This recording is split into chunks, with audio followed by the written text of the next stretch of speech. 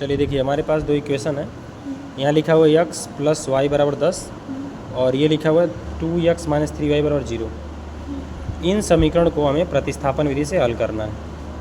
तो सबसे पहले देखेंगे, समीकरण 1 में लिखा हुआ x प्लस वाई का मान 10 है और 2x माइनस 3y का मान 0 लिखा हुआ है।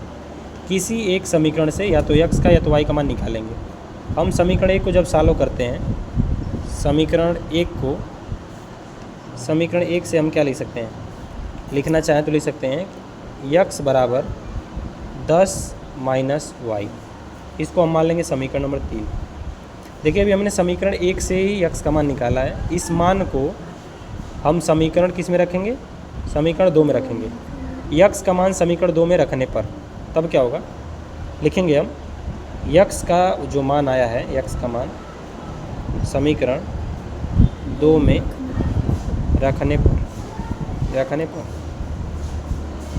क्या होगा, देखिएगा, जहाँ x है तहाँ पे ये पूरी वैल्यू रख देना है। 10 माइनस वाई, ये लिखा है 2, तो लिखिएगा इसको 2 गुणे x की जब रखें 10 माइनस वाई, तो 10 माइनस क्या हो जाएगा y माइनस 3y बराबर लिखा है 0।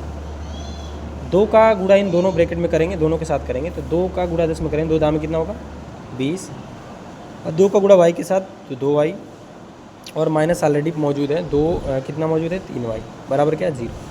ये देखिए, दोनों नेगेटिव चिन्ह है, दोनों एक जैसे हैं, तो 2y और 3y जुड़ के दोनों हो जाएंगे माइनस 5y हो जाएगा, और ये बचा 20 बराबर क्या लिखा है 0। 5y को उधर लेते जाइए, हो जाएगा 5y का मान अगर 20 है तो y का मान निकालेंगे तो लिखेंगे 20 बट्टे कितना 5। 5 से कट जाएगा कितने बार में, 4 बार में, यानी y का मान आपके पास आ गया 4 आ गया।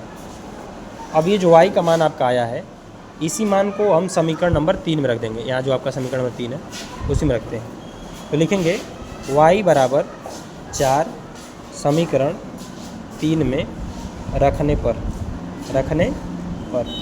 रखते हैं। तो यहाँ लिखा है x बराबर 10 माइनस y की जगह पे हम लिख देंगे क्या 4 रखते हैं, तो x का जो मान आएगा 6 आ जाएगा।